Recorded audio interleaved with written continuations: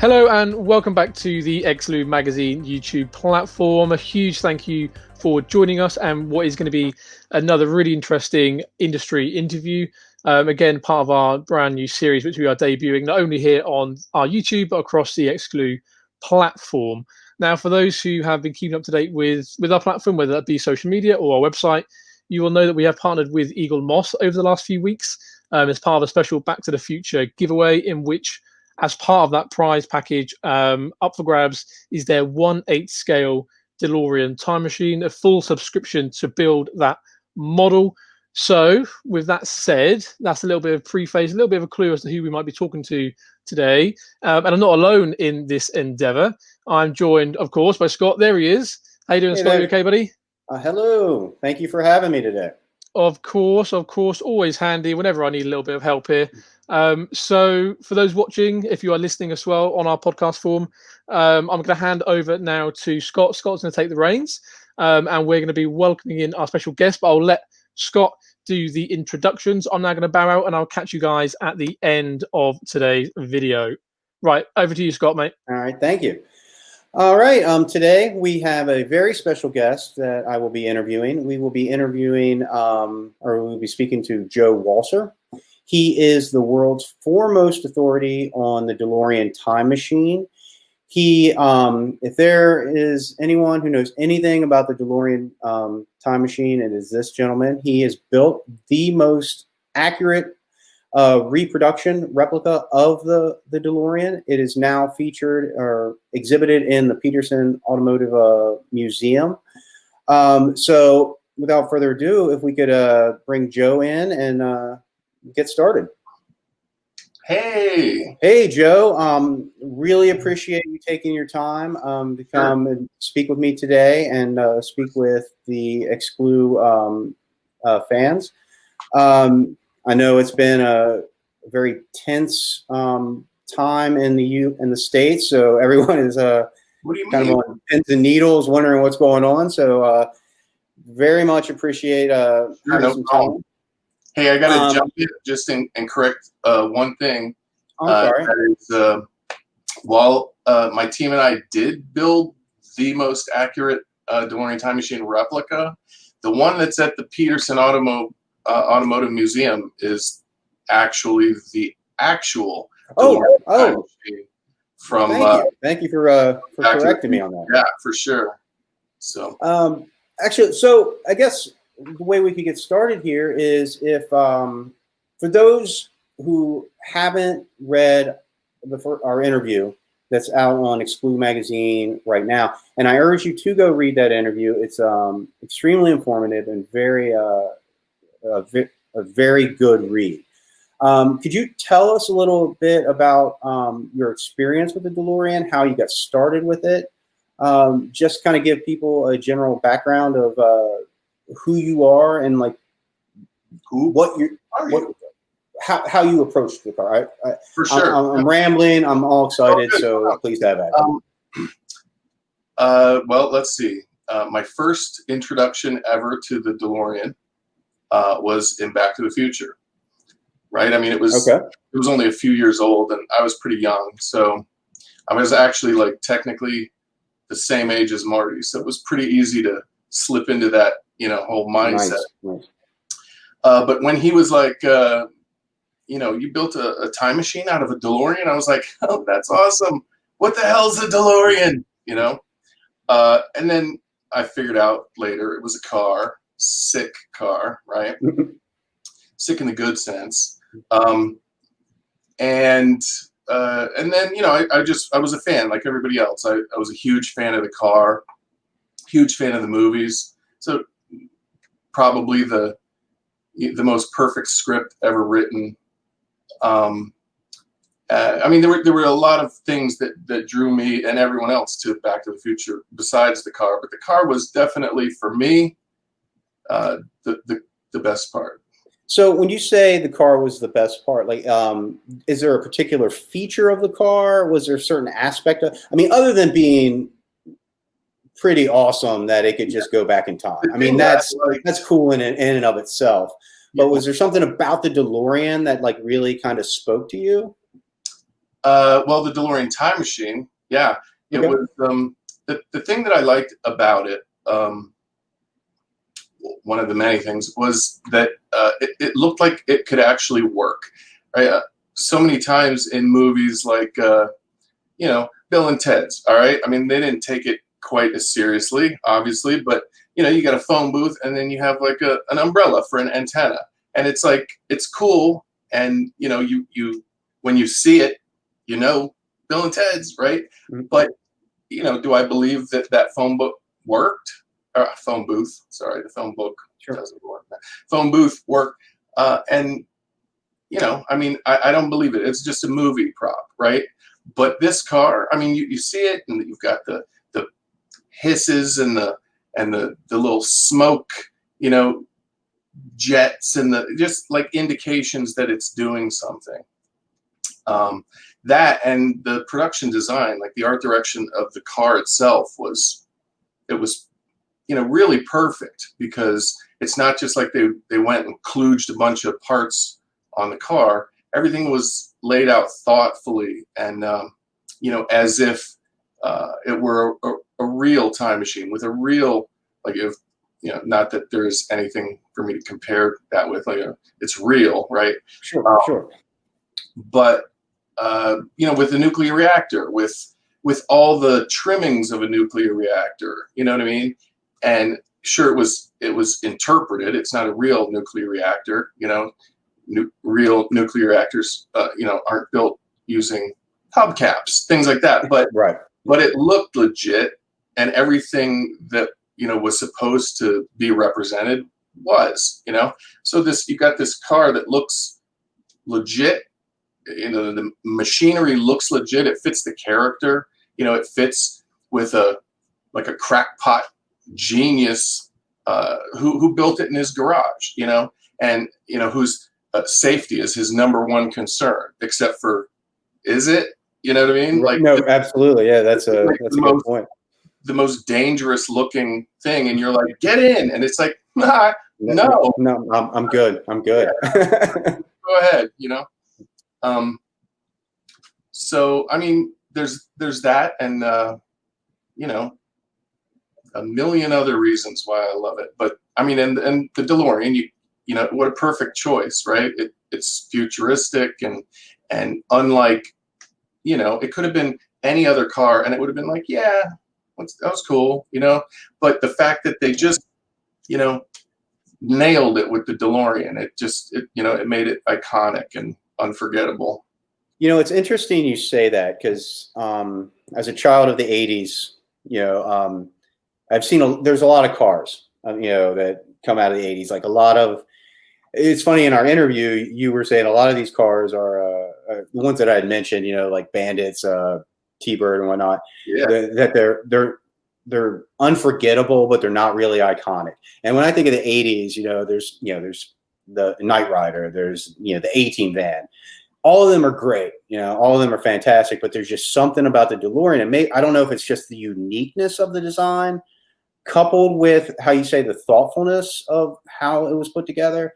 But there's just something about that car that, like, for me personally, and obviously for yourself, and hopefully I'm not, putting words in your mouth, that makes that car just unforgettable. And like, even at the time, I just remember kind of having a similar experience where you're watching it and you're just like, wow, I don't know what that car is, but that's amazing. Yeah, totally. I mean, the DeLorean itself is eye-catching, and if you happen to see one driving down the freeway or anything, you're everybody's like, oh, a DeLorean, oh, that's just a stock DeLorean, but then you add all of those, really well-designed elements, and what happens to men mostly is that now, if they see it, they'll hurt themselves or put themselves in danger just to look at it. You know what I mean? I can't tell you how many times I was driving down the freeway, and I'm literally like Clark Griswold. I can't get over, being flanked on both sides by people with, phones. And oh, that's awesome. I literally put in a loudspeaker in my time machine, and I had a CB, and I was like, I need to exit. I'll pull over and let you take pictures, but you're gonna make me crash, man. Okay. So now I have to ask, how many times, let's say weekly, are you getting pulled over just to take pictures of the DeLorean? I've only been pulled over once. Really? Because I would think it would happen quite frequently. I mean, I've got a lot of looks from cops, but they hit me with the spotlight. And they're like, hey, But only one time I got, pulled over, and even that wasn't legit. They just wanted a picture with it, No phony 88-mile-an-hour speeding tickets, nothing like that? No. Just with an autograph? Yeah. So in our interview, you had mentioned that it was 85 was your first, and actually, and just here, you had mentioned like in 85, your was your first introduction to the DeLorean. But in 96, you went to Hollywood to go into the movies. Before we get into the model, what was like? Could you just kind of describe your experience in the movies, like what you did, like what movies you've been on? Oh yeah. Well, I got pretty lucky, and I jumped in on some pretty big budget, studio pictures. My first movie in Los Angeles was, I worked on a few movies back east in Washington, D.C. before I moved here. So it wasn't exactly my, starting in the industry when I moved out here, but I definitely came here for that reason. But I worked in D.C., I worked on The Exorcist 3. Oh, wow, okay. The Distinguished Gentleman with Eddie Murphy and a couple of others. And then when I moved out here, I got on George of the Jungle for Disney. Okay. And then immediately following that, I worked on My Favorite Martian for Disney. And that, as you might know, starred Christopher Lloyd. So I worked with Christopher Lloyd for a long time, and many, many months on that movie. But interest, there's ebbs and flows, and working with Christopher Lloyd, what I realized was I had him sign a bunch of My Favorite Martian stuff, but it just didn't occur to me that he was Doc. I mean, it did, and I knew it, but there's different periods in your life.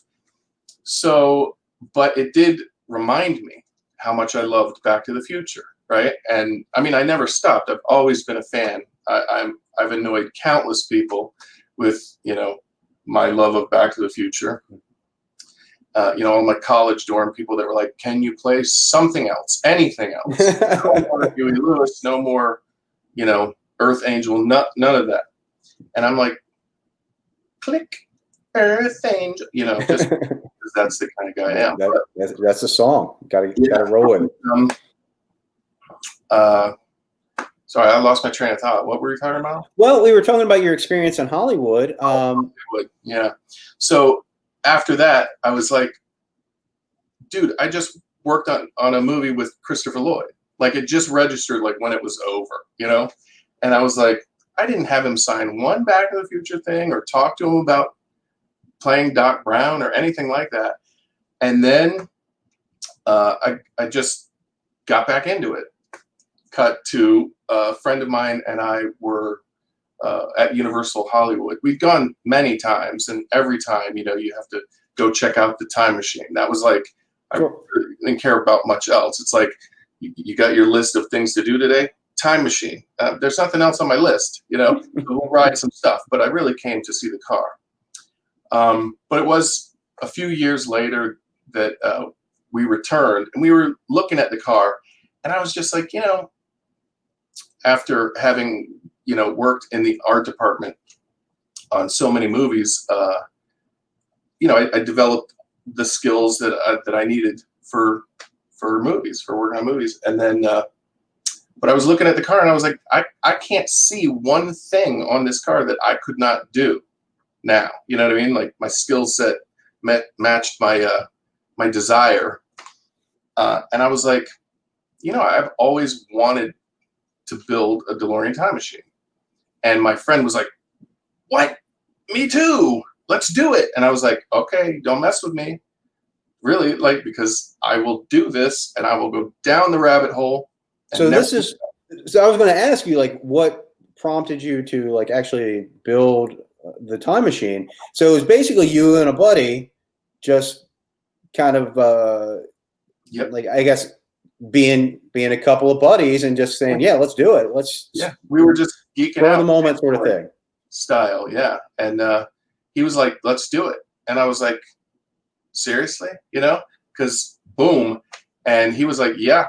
And next thing I knew, I was looking for a DeLorean, and I was shocked, you know, that they were actually, I thought at the time, kind of reasonable for what it was. Now, not so much. Oh, I'm sure, yeah. When I bought my DeLorean for $12,000, and it was a steal, right?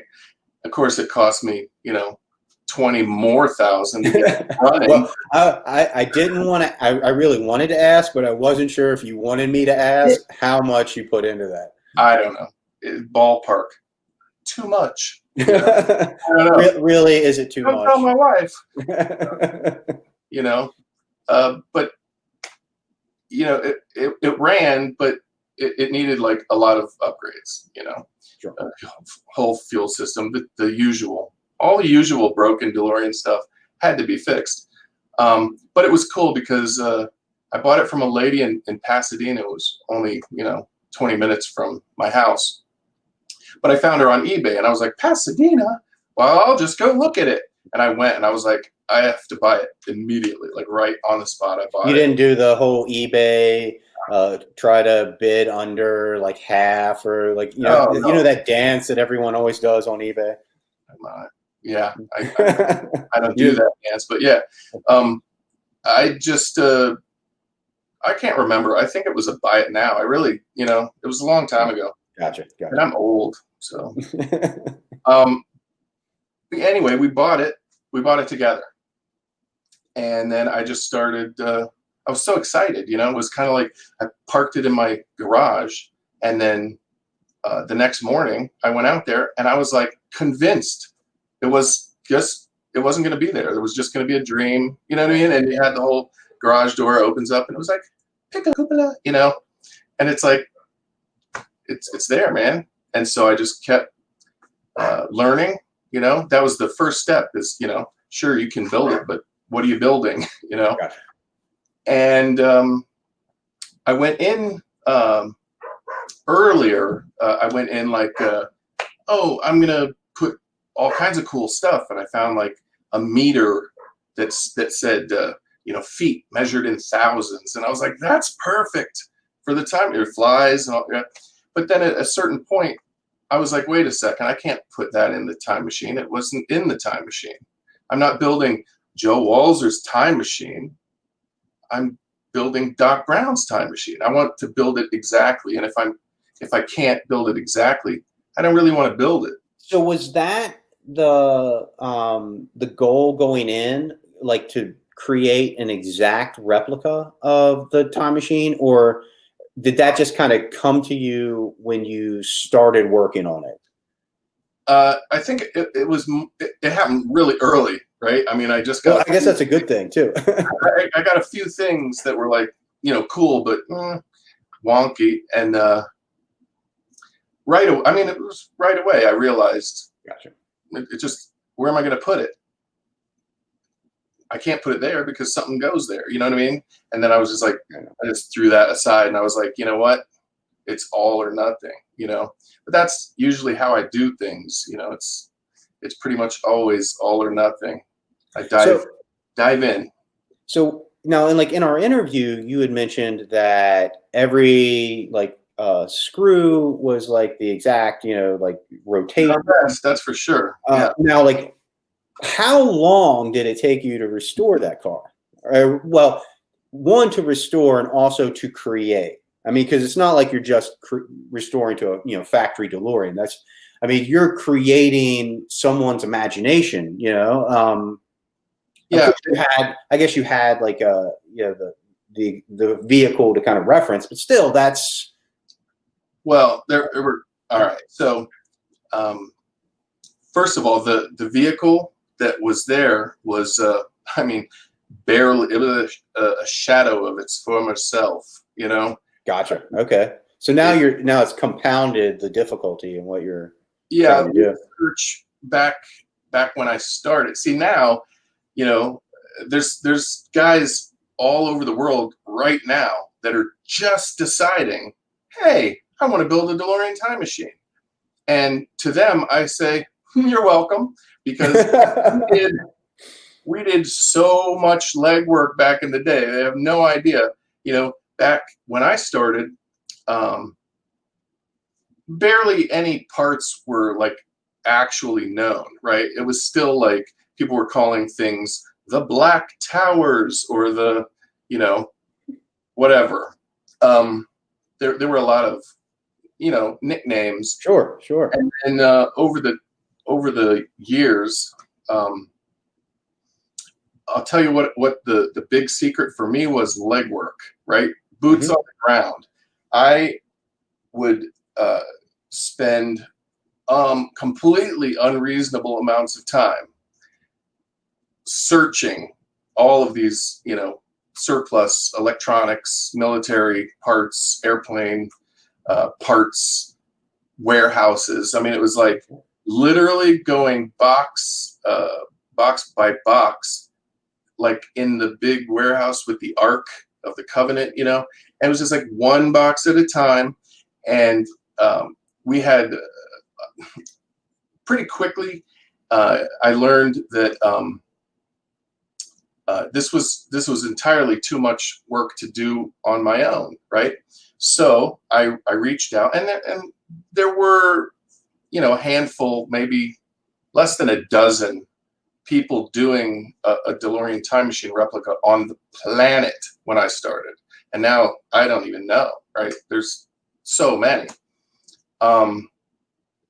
You know, and like it's awesome, because now I'm like, I'll see a person's fully completed time machine, never heard of that person before, and I'm like, that blows my mind, right? How did you get all the way, you know, without, you know, not that I know everybody, but I feel like I know everybody. Well, I mean, I would imagine this is like a very tight-knit, close community of individuals who have a DeLorean time machine or who are trying to build one.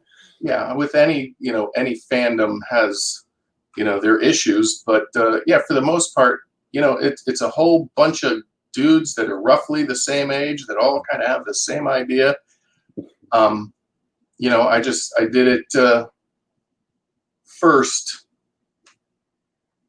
So let's circle back. I guess we could talk about like, because I want to come back to the project you're working on. Sure. For the Haynes automotive guy.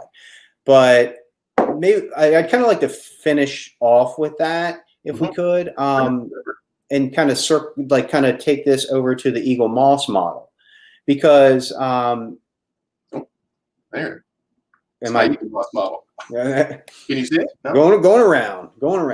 So, like when you're looking at when they approached, I guess they approached you and said, we want to build what, the most accurate model of the DeLorean time machine, and like how involved were you with that project? And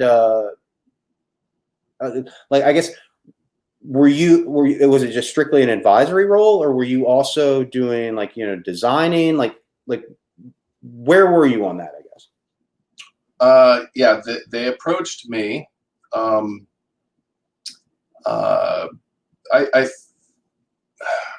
trying to remember exactly, but basically they approached me and said, you know, we'd like you to consult, make sure we do it right, help us get access, you know, help us get detailed information, and you know, and we had my team and I had finished building the most accurate replica of the DeLorean time machine, which is still holds the title, and that's the car that we built for my friend Terry Metalis, who was the producer. I brought on the restoration for Universal for the actual DeLorean Time Machine. Now, is that car actually being like driven, or is that on display somewhere? The real car, the actual DeLorean Time. You mean the replica or the one that you built? Yeah, the replica. I'm just wondering if this guy is driving around, like Terry's driving around. Or... It's his car, but he doesn't tend to. You know, he's got a nice garage and it's nicely tucked away. You know, he's got a bunch of other epic props in there with it. But we're partners in that car whenever it works. So whenever Universal calls us, or you know, a bigger gig, like we did the Oscars, we did a bunch of commercials, Pepsi, GE. Okay. I mean, there's a ton of them. It just did America's Got Talent, which was pretty awesome. Oh, nice. Okay.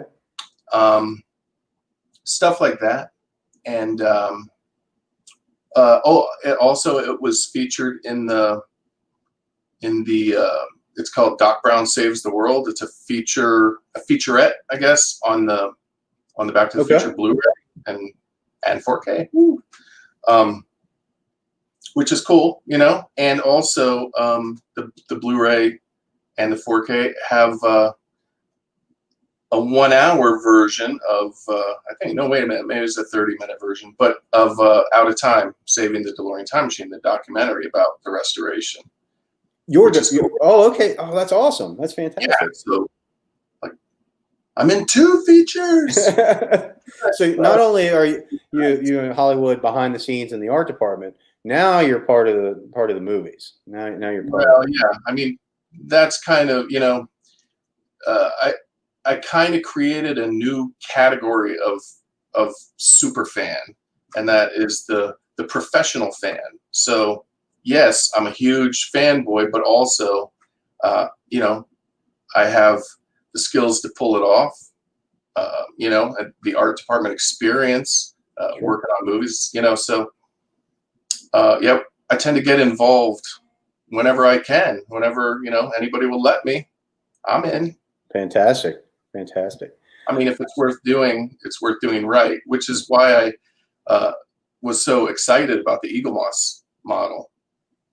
Because when they pitched it, you know, they were like, "Oh, we really want to nail it," you know, and they showed me the James Bond car, the Aston Martin? Yeah, the Aston Martin. And that's amazing. Like, you know, I mean, I was like, wow, that's like a legit model. You can turn the steering wheel, the wheels turn, you know, it's heavy, it's big. You know, and they were like, yeah, we're going to make it out of, you know, die cast. And I was like, the whole thing? And they were like, pretty much. And I was like, oh man, yep, I'm in. You know, get tired of plastic. So let's talk about, like, so you're working on this. What are some of like the difficulties in trying to scale this down? Because for like the people at home who maybe aren't familiar with this model, this is a 1/8 scale model, which is pretty large. I mean, that's still a pretty large model. And I mean, just for a visual, this is the Nika DeLorean. If I can, there we go. Yeah. That's a 1/16. Mm-hmm. That's about 10 inches long.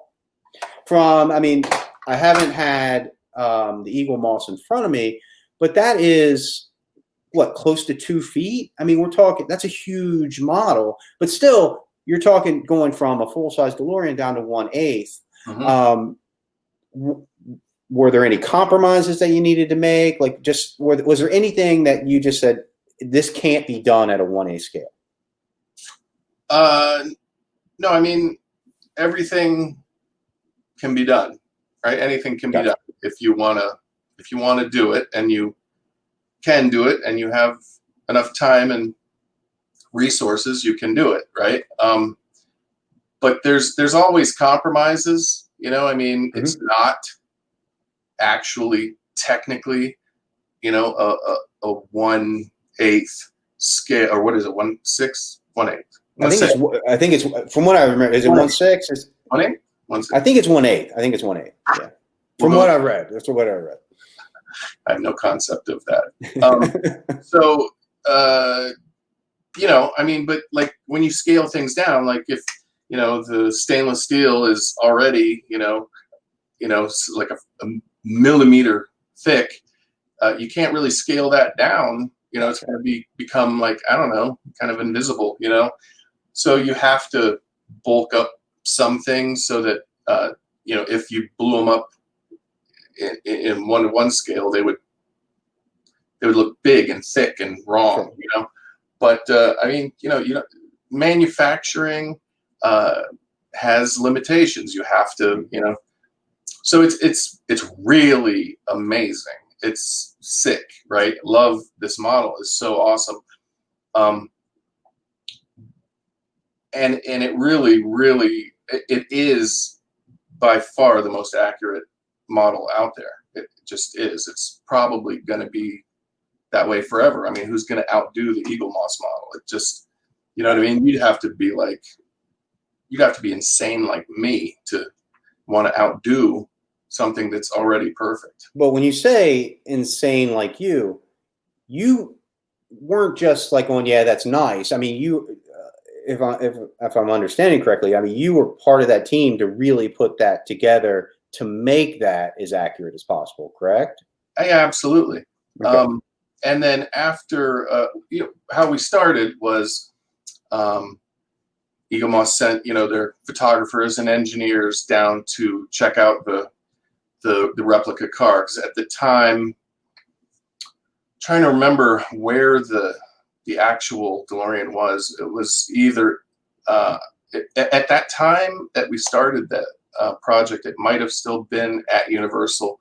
They had it on display it was a Universal Experience. That was what it was called, the Universal Experience Museum, and it was, in the theme park near Transformers rides. You'd go down there and go in this little room, and they had glass cases with some like real legit props, and in the middle, they built a box, Okay. plexiglass box for the time machine, and had it all lifted up in an action pose. I mean, technically, it wasn't the flying version, but maybe it was hitting one of those General Lee ramps. Oh, there you go. There you go. Or Kit jumps too. But it might have been in there, so access was a little limited. So they used the car that we built for Terry, which is basically flawless. It's we built it both before and after the restoration. So during the restoration, I mean, we learned so much about the DeLorean Time Machine, things that we thought we had a pretty good handle on, but it was like, wow, okay, so that's how they did it. It was pretty cool. Could you maybe provide an example? Maybe, if I think of one. Sorry to put you on the spot. I was just I mean, some of that information is still kind of coveted until the book comes out. Fair enough. But so there were some compromises, but not many. And then there were a few. There were a lot of corrections, right? So once they built the model and the computer model, I would go through and be like, all right, well, this part, actually isn't supposed to be blue or whatever, Gotcha. And get into the nitty gritty, and hey, this part should be metal and this part should be plastic, and it's pretty complicated, because you're trying to replicate something that is real, Cool. and make it look believable at 1/8. Yeah, 1/8. So, well, I guess like here's what I'm wondering. I'm like curious about this. Yeah. Now, this is a subscription service to make this model. To me, like, is it difficult to build for just a general person?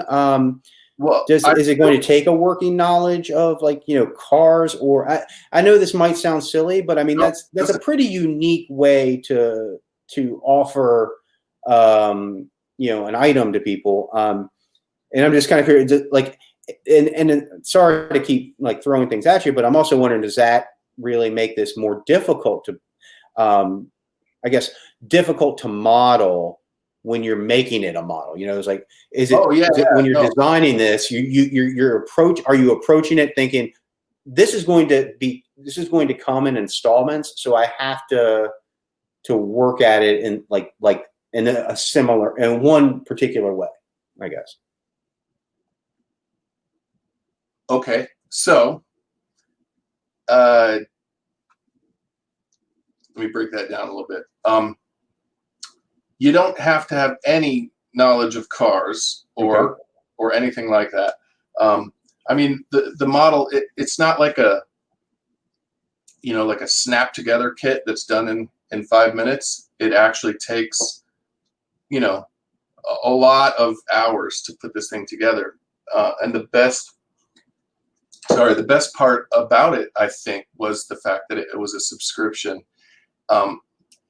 It took some time to catch on, for that concept to catch on here in America.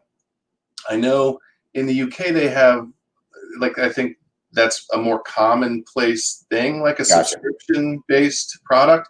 But over here, people are like, what? How come I just can't give you the money and you give me the car? I just want the car. Today. I wanted it, yeah. I have to build it, and then slowly people were like, you know what, that's actually cool. It makes it even cooler. And it gave a lot of people a lot of things to do, especially during COVID, everybody's tinkering at home. But honestly, like, I think it would have been really difficult to sit down with all the parts and like put this thing together. I really think, the pace of it coming, parts coming every week or whatever, it spaced it out into, it made it a lot funner, I think, and I assembled a whole kit with my son, who at the time, I think he was 12 or something like that. And he did 100% of the work. I mean, I was there just to assist. And I mean, there were only a few instances where, a screw was too hard for him to get started. But I really tried to keep my hands off, and he built it, and that's his car. I can't. Oh, that's his Eaglemoss model. Well, the front half of it, anyway. But so yeah, it's not difficult. It's challenging, but it's not difficult. I know that there are a lot of kids that build the model with, their dad or mom or whatever. Now, as a result of our videos too, people send us messages all the time about, hey man, I was so inspired. I got the model and I'm building it with my son. And it's pretty cool experience. And at the end of the day, I mean, they've got this epic, just about 2-foot metal DeLorean Time Machine that literally weighs 35 pounds. It's wow. Okay. Yeah. And I mean, when you set it down, the suspension works, it's all very legit. And it's got, lights and electronics, and it's also inspired, a whole new wave of people who are, doing customization, parts, turning it into various other things like the Ready Player One car. Gotcha. Yes, just things, but it's got a lot of people, being very creative. That's fantastic. So out of curiosity, like how long would you estimate that it took your son to put that together? See, I got a problem with time. I have no concept of time. It's like a joke, but it's also true. I don't know, a long time. many hours. But Many hours. but again, we shot a show. I don't know if I made that clear. So we did a YouTube thing where we built it. Right. Oh, okay. Okay. So, there is, it probably took us a little bit longer than it takes everybody else, because, we're methodical and showing every step and not just like, all right, let's get this done next, it took us a while longer than normal, but it was, I mean, well, just from what I've seen, it's an incredible. I mean, the job that Eaglemoss and you did on that car is incredible. I mean, it's just an amazing build. Yeah. And especially at that scale, it's extremely impressive. So I know we kind of pushed it off for a little bit, but can you, like, right now, can you give like some information on the Haynes guide you're working on for the DeLorean Time Machine? Sure. I mean, nothing like secret yet. No secrets. Just a general. They haven't done their official press junket yet, so okay. Released much, but it's pretty awesome. It really is, and I mean, talk about a dream project, right? Oh, absolutely. Yeah. Authored a book about the DeLorean Time Machine with Bob Gale. What? Yeah, and I worked with a lot of the same people I work with repeatedly. The guys from the restoration team, or guys that were part of my Time Machine Builders Club back when it was just a hobby for me. These guys are a great group of really smart guys. Like I don't know if you've seen the Out of Time documentary, but we kind of go through not everybody, but most of the key people on the team, and a little bit of background. Like we designed from the ground up a full electronics kit for the Time Machine. So there are people out there now, fans, that are building kits, and they're doing that. And they sell them to other makers, but we built ours from scratch. It was a one-off just for the hero car, and it's unbelievable, and it can actually do so many more things than it does sitting in a museum.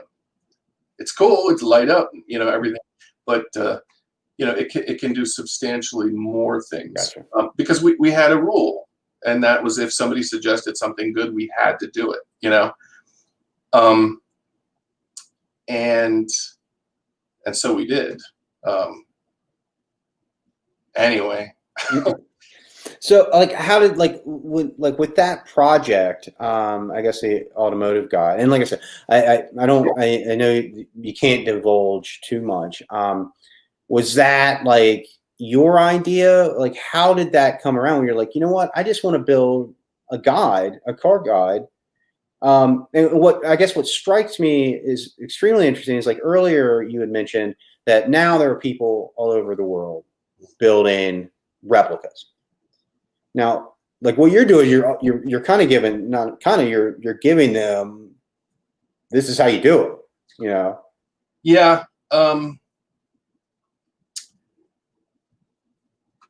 Kind of, not exactly, but it's there's a lot of story in the book.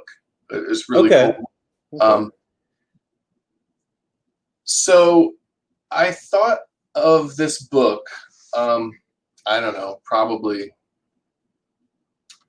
10 years ago at least, and started pitching it to my team, and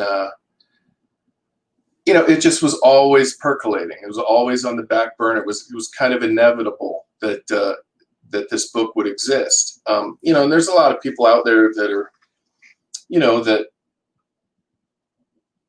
we're talking, about various books or projects, but this book was always going to be strictly about the DeLorean Time Machine. I mean, like other Back to the Future projects. This was always going to be about the DeLorean Time Machine. And the goal was always, to explain it, right? To figure out exactly what the mechanics behind all of the components actually did.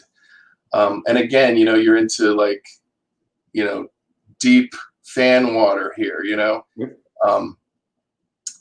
where because the design was so thoughtful and believable, people have spent a fair amount of time coming up with what they think every component is for and does.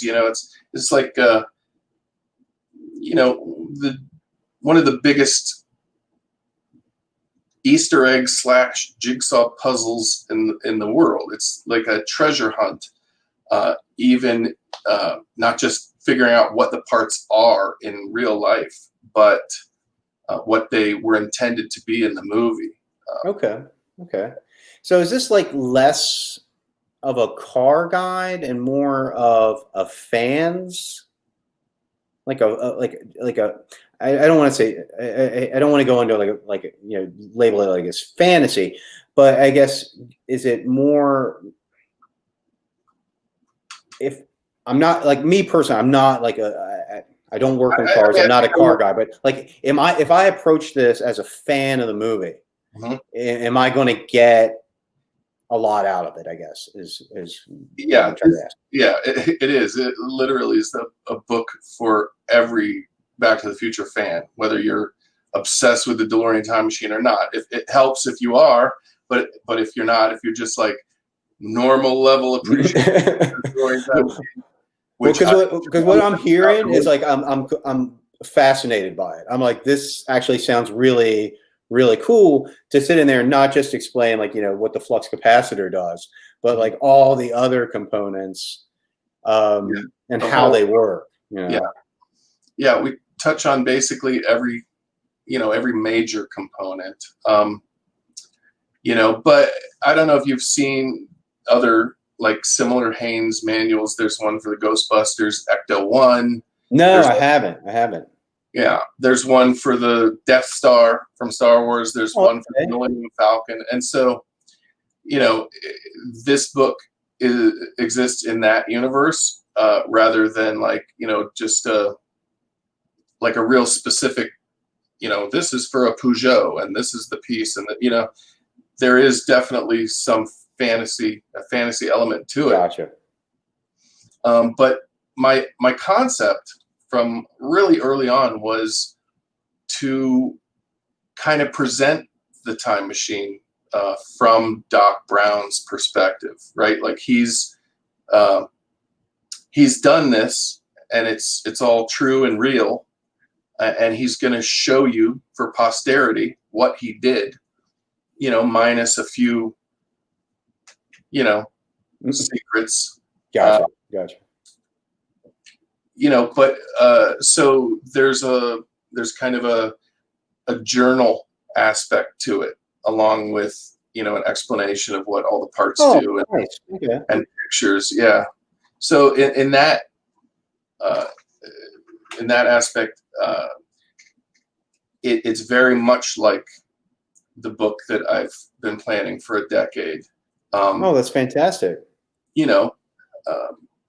I think it's awesome.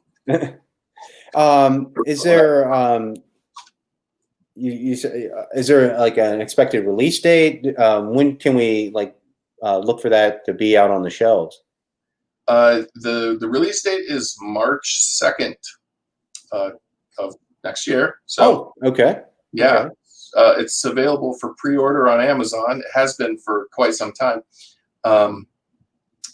The cover is getting a brand new cover, a nice, beautiful cover that has an illustration that I drew with help from my awesome team. But I think they're pretty soon going to have, the press junket, and then it will be everywhere. That's fantastic.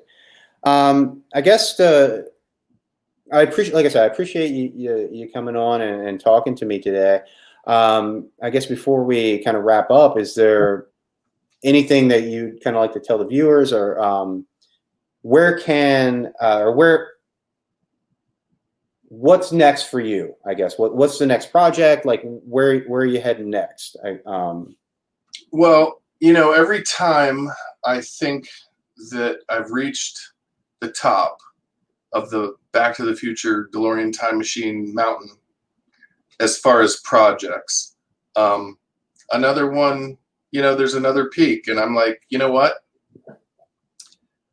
I have a lot of plans. I always have a lot of plans. And, eventually, I shoot them off the fence like the Wild West gunman. Pew, pew. And the next ones are pretty awesome too, I must admit. But again, they're kind of secret. Gotcha. Fair enough. So you keep them busy. For anyone who wants to look at kind of view like your build, your Eaglemoss build. You say you're out on YouTube now with the build with your son? Oh yeah, my son's YouTube show was called Building with Style. Okay, Building with Style. Yeah, and there's actually we shot like 20 more episodes than are online, but they're coming online pretty soon.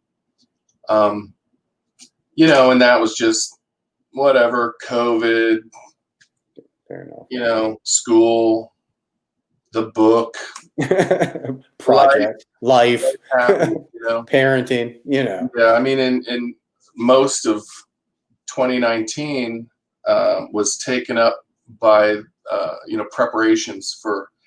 We were scheduled to have our third massive Back to the Future fan event, but ended up we had to cancel it. There was a bunch of stuff going on. I lost my mother, and I'm sorry to hear that. It was just 2019. It was rough, and so we didn't get the Building with Style episodes finished. But we always finish.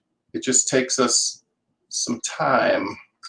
Well, you leave the people wanting more, anticipating always fresh content. I hope so, because that's why we're doing it, for the fans. Honestly, like the reason that I do all the things that I do is just because I want to make the Back to the Future community better always. I just want to do cool things, that make people happy. And I had the opportunity to restore the actual DeLorean Time Machine. It was a dream job, but it was also a massive responsibility. Sure. There was not one moment that ever went by when we were working on that I was not keenly aware that everything we did to that car was going to, come under scrutiny for the next who knows how long, every square inch of that car has been, mad photoed by fans, and, they're like, oh no, this sticker is wrong, or. I was going to ask, that was actually one of my questions I was going to ask you. Do you have people coming at you going, no, that's not right? That's what you did right there is just not right.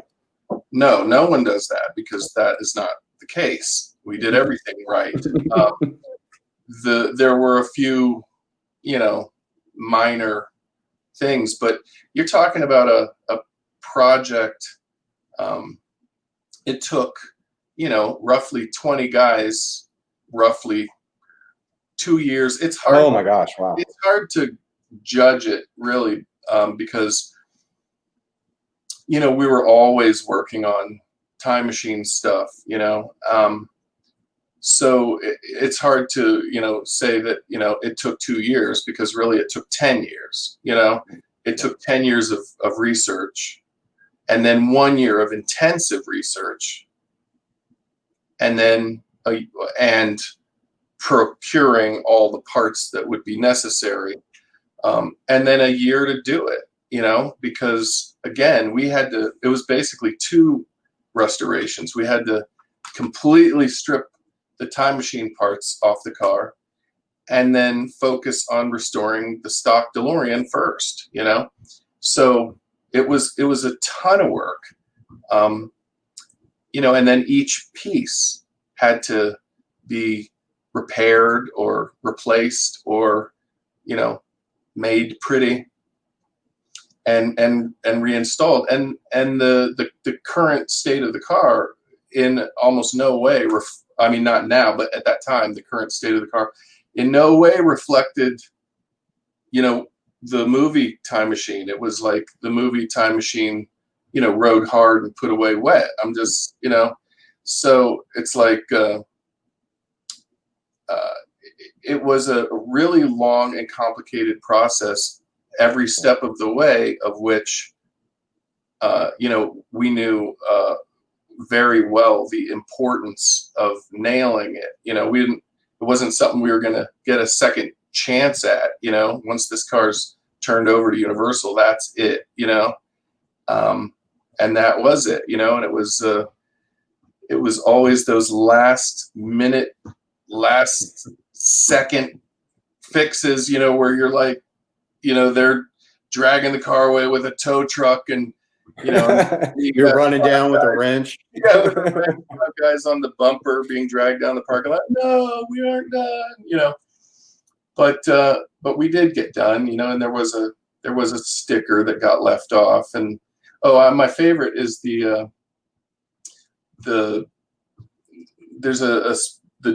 analog speedometer, right? There's a digital one on the dash, and then there's the real DeLorean speedometer. And in the movie, the speedometer goes up to 95, right, which fits the story. Like, see, if you bastards can do 90, that doesn't work as well if then you cut to the speedometer and it pegs out at 85. You're like, I don't know if you did go 90, So they, replaced just the speedometer background with, a decal that said 95. And we did the same thing, exactly the same thing. And it looks flawless. And it's the same thing we've done on, all of the replicas that we've built, all of them, the replicas, like 2, right? Well, those are impressive replicas. So, well, they are, yeah, so. they're the best replicas, but, again, we didn't do that because it was a contest either, we did it because we had to. Like, again, we were paying homage to, a car and Doc Brown and Back to the Future and Bob Gale and the Back to the Future community. And, we wanted to nail it, because why wouldn't you want to nail it? Sure. Like, why wouldn't you want it perfect? And I got plenty of ridicule back in the day. Oh, everything has to be perfect, And I'm like, you say that like it's a bad thing. I don't understand. It does not compute to do it wrong. So, but it made for a lot of funny moments where, everything's perfect and somebody leans in and turns the screw. Now it's perfect. Now it matches the photos, it's exact. But, it was an amazing project with a lot of responsibility, just like doing the Eaglemoss model. It's a big responsibility. But I do definitely prefer, and I know most people do, whether they know it or not, prefer more accurate, replicas. Oh, sure. No, absolutely. Yeah. So, I mean, everything has to be perfect. And whenever I have the opportunity, which I've had this opportunity several times, and because of the drive and dedication for accuracy, not just from me but my team, all feel the same way about it. So we all are willing to go the extra mile and really put the effort in, because we feel like we're repaying a community or a franchise that gave us so much. Like, how much have I gotten just because Back to the Future exists? Well, I think that's pretty telling. I mean, just the idea that you've mentioned it a few times, like the community itself is like giving back to the community. And while I've never been to one of the fan events, I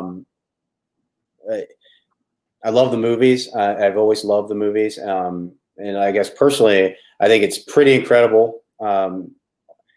Like the work that you've done, and just I'm eager to see like I'd love to see one of these like Eaglemoss models up close, but if possible, I just want to see this thing. Sure. My gosh. It's It only looks small because it was in the background. Oh my god! Here, look at that. Yeah, oh my gosh, huge, right? Whoa. I've got to watch this YouTube channel because this is something else. Yeah. This one's not 100% finished. Just have a couple more episodes to shoot. Well, I look forward to those. Anyway, I don't know if it's showing up good, but where? Joey, see that? Bob Gale. All right, I gotta put it down because it weighs. That's a workout right there. Yeah. Yeah. Now I don't have to go to the gym.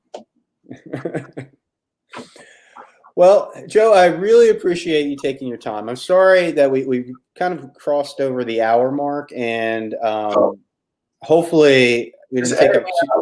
Well, no, I really do appreciate you taking your Friday evening. Hopefully, we'll all get some rest here soon. Everything will settle down, but for now,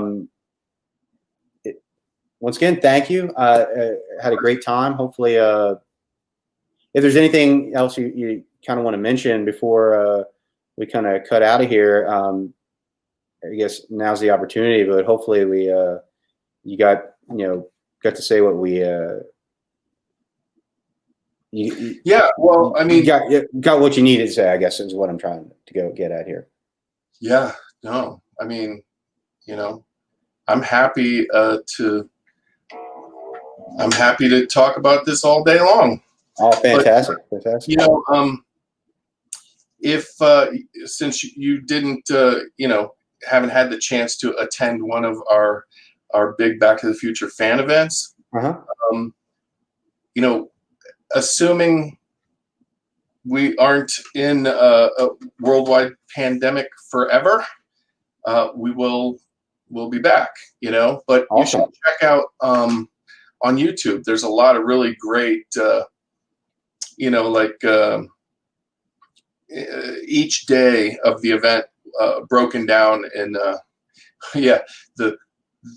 the event's several days long. It's not just like a one-off. So it's like a Back to the Future festival.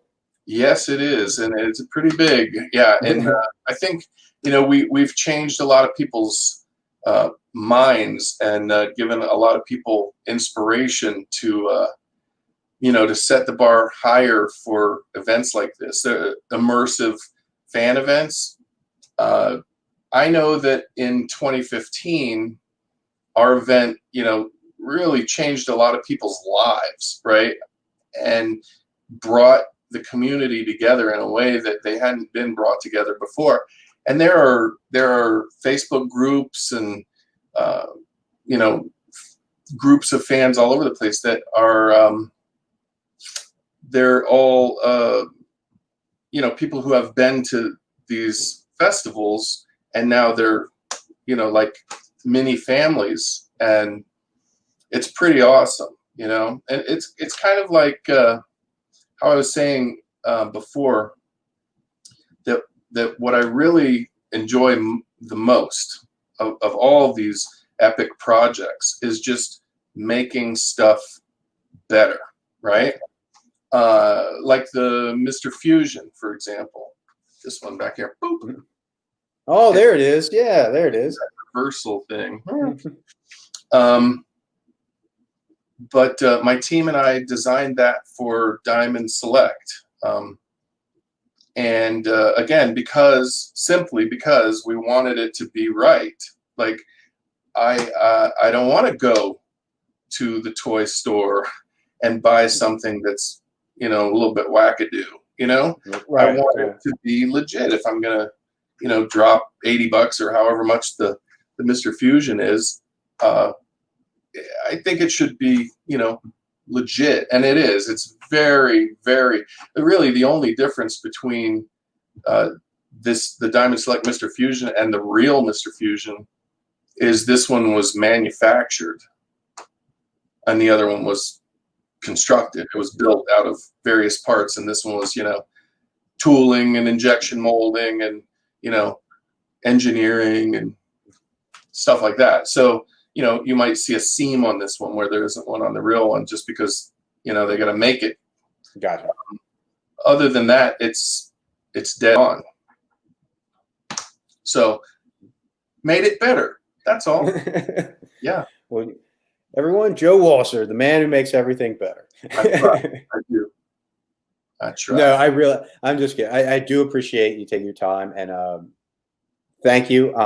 Hopefully, all the COVID and whatnot will pass us by. It'll be a distant memory, and we'll get back to having some more of these events. Yeah, 100%. And check them out on YouTube. It was called We're Going Back. We're going back to the future. We're going back. And we took everybody back, and it was legit. Well, I'm eager to check this out. I feel like you have to. I mean, you'll see. You'll see. It's better than you think. And most importantly, when you watch the videos, just pay attention to how much fun everybody's having. I mean, they were on cloud 9 the whole time. Oh, that's awesome. While they were in Hell Valley. Hey, thank you. Yeah, for sure. Anytime. Right, okay, so fantastic place to kind of jump in. Been listening along. So yeah, Joe, I can really only echo Scott's sentiments. So again, huge thank you not only for taking time out of your Friday afternoon for us here on our YouTube, but obviously for those who perhaps picked up at the beginning, we do have a full written interview with Joe, which you can catch on our website. I will link that below.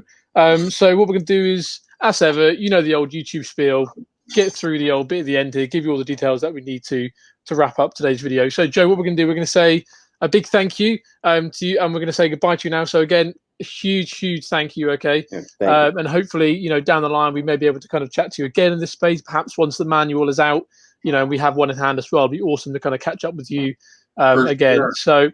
So for now, a huge thank you. And we'll catch you very soon. Hugely appreciate, my friend. Appreciate it, Joe. Thank you. That just leaves time, me and Scott, to rattle through just a few points very briefly. So as Joe was saying, the Haynes manual is available on March the 2nd of next year. It is now up on Amazon. So again, I'll pop a link to that down in the description below. I'll also place a link to the Building with Style YouTube series that Joe mentioned as well, so that you can kind of get a nice up-close view at how one of the experts puts together the Eaglemoss model. And that's really where I kind of want to pin everything onto. It is the fact that, yes, of course, we are giving away the subscription to the model that Joe did hold up and showcase for us. So again, down in the description is where you're going to find all the information that you need. And also, Joe did a fantastic job of helping us out, because he did mention as well the Our Time DeLorean documentary. And that is also part of the prize package as well. So when you sign up for the giveaway to win the model, you can then also refer friends and family as well. And if you do that, you could be in the running to take home that documentary. So again, there really is no reason why not to get involved. it's a nice little treat, as Joe was saying. Nice, a meaty project to kind of get stuck into over time. The model kit. So all that's left to say really is a huge thank you to Scott. Thank you for your time as well, my friend. Thank you. It was a great time. I'm glad I got to speak with Joe, and I thank you for having me on here. Of course, anytime you like, my friend. So again, all I have to say is if you did enjoy today's video, please do leave a like on the video. Let us know your thoughts down in the comments below on anything today that either Joe or Scott brought up.